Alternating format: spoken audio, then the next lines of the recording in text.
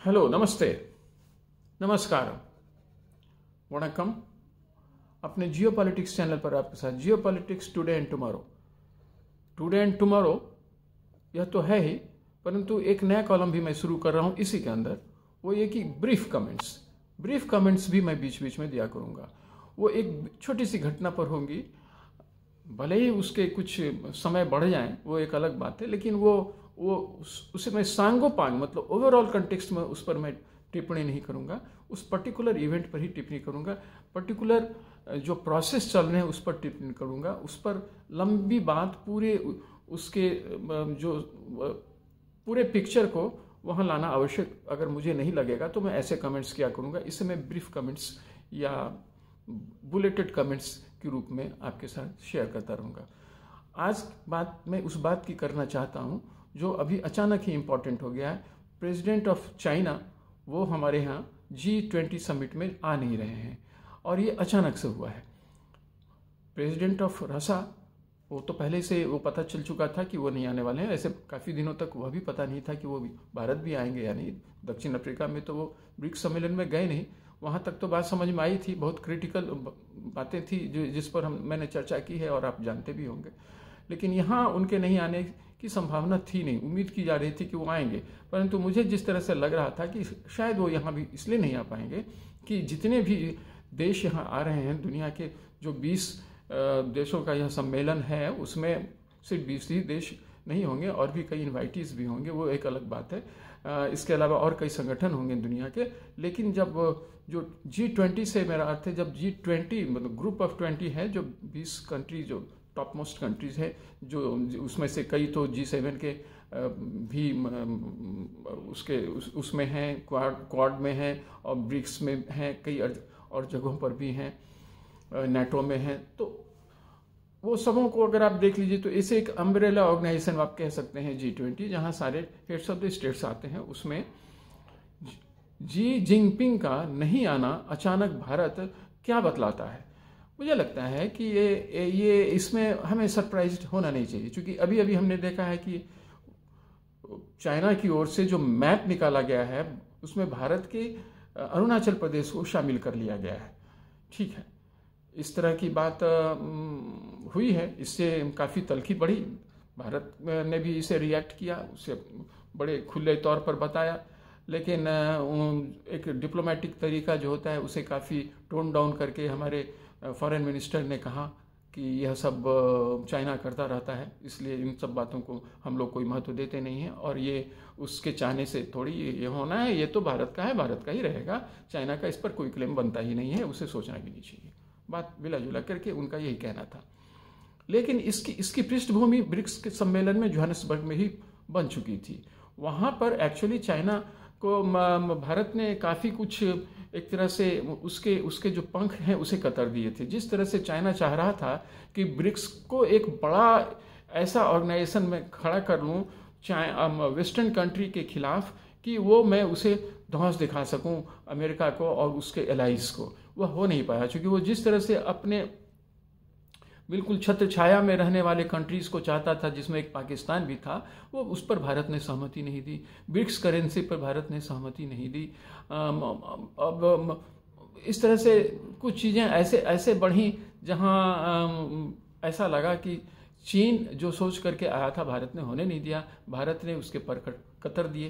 तो तभी से वो तलखी और आनी शुरू हो चुकी थी। और जब जिनपिंग की और मोदी जी की मुलाकात वहाँ हुई थी तो उस वक्त भारत ने कहा था कि ये उनकी ओर से, चाइना की ओर से यह पहल की गई थी कि हमारी मुलाकात भारत के प्रधानमंत्री के साथ हो।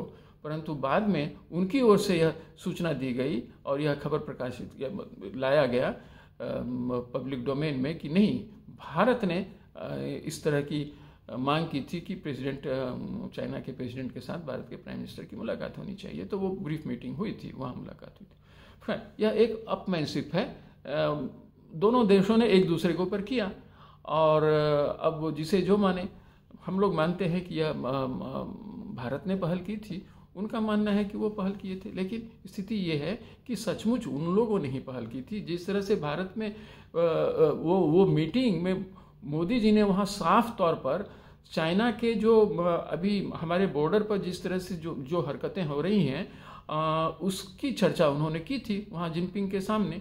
और उसको जिनपिंग ने बड़े ही रूखे तरीके से एक तरह से लिया। उसे उन्हें ऐसा लगा नहीं कि भारत ऐसा कर सकता है, मतलब एज इफ कि भाई मुझसे कहने की हिम्मत कैसे किया। और भारत तो भारत है, जब मोदी जी यहाँ हैं तो भले ही किसी को यह लगे कि मैं मोदी जी के फेवर में बोल रहा हूँ, पर मैं अपने देश के फेवर में बोल रहा हूँ कि यह सच्चाई है कि हमारा प्रधानमंत्री कम से कम इतना आज डिटरमिन्ड है कि ऐसे जगहों पर भी, ऐसे ग्लोबल फोरम पर अपनी बात कहने से चूकता नहीं है। प्रधानमंत्री ने यह दिखलाया।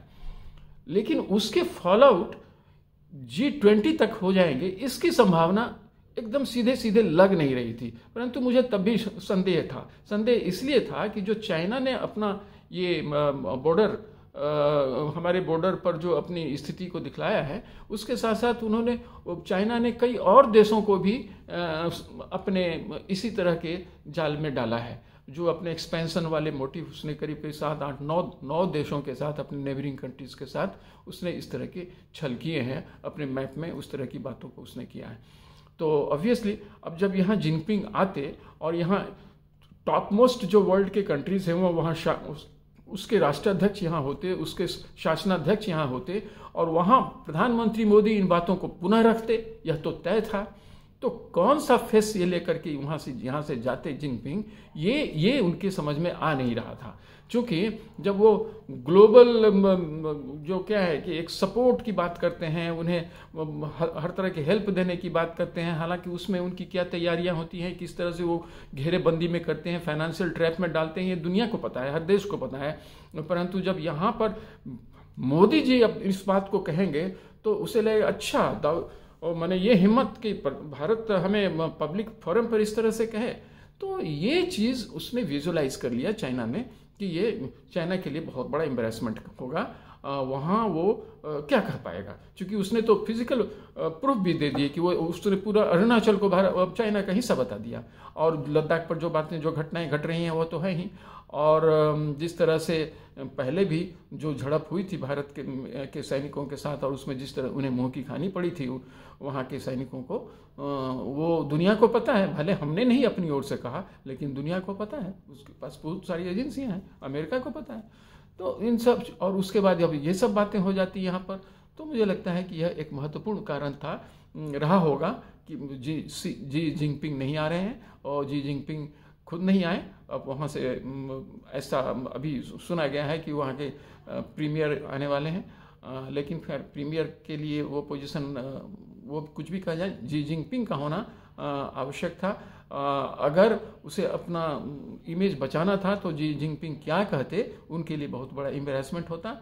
और मोदी जी तो यह बात कहते ही। अभी भी भारत चूकेगा, यह तो हम कल्पना कर ही नहीं सकते हैं। कोई भी आए, भारत इन बातों को रखेगा, लेकिन जो बेसिक मुद्दा है, चर्चाएं तो उस पर ही होंगी। तो मुझे लगता है शायद यही वजह है कि जी जिनपिंग नहीं आ रहे हैं। एक तो ब्रिक्स में उसे अपना इमेज काफ़ी सॉरी फिगर कट करना पड़ा, और यहाँ भी करना पड़ता, इसकी पूरी संभावना रही होगी। और डिप्लोमेटिक चैनल पर अंदरूनी तौर पर जो हमारे और आपके पब्लिक डोमेन में नहीं है, उन्हें इस बात का मैसेज जरूर दे दिया गया होगा भारत की ओर से कि इन बातों को हम उठाएंगे। तो उस हालत में वो आए नहीं। तो मैं उनका नहीं आना भी भारत की जीत ही है ये G20 मीट में, कि कम से कम वो इस स्थिति में तो अपने को महसूस कर रहा है कि भारत के सामने हमें अपने आप को डिफेंड करना मुश्किल होगा, बड़े बड़े राष्ट्राध्यक्षों और शासनाध्यक्षों के सामने। और मैं जो इतना दम भरता रहता हूँ, उसे 1 मिनट में पर काट देंगे वहाँ भारत के प्रधानमंत्री सबों के सामने। तो ये तो बड़ा एम्बेरसमेंट होता, मेरा यही मानना है। अगर आप मेरी बातों से सहमत हैं तो ठीक है, और नहीं भी सहमत हैं तो मेरा जो ये एनालिसिस है, इसे आप जरूर समझने की चेष्टा करें कि इसमें दम है, और ये एक इम्पॉर्टेंट फैक्टर है। ये मेरा एक ब्रीफ, जो किसी स्पेसिफिक घटना पर कभी कभी कुछ अगर कहना होगा मुझे इस चैनल पर, तो मैं आपसे जरूर शेयर करता रहूँगा। और बड़ी बात, अब G20 सम्मेलन के बारे में और भी बड़ी बातों के साथ मैं फिर आपके साथ 2-1 दिनों के अंदर आऊँगा और फिर उस पर बात करूँगा। प्लीज़ सब्सक्राइब वंस अगेन, मेरा आपसे आग्रह है, and expand this channel as far as you can. Thank you. जय हिंद।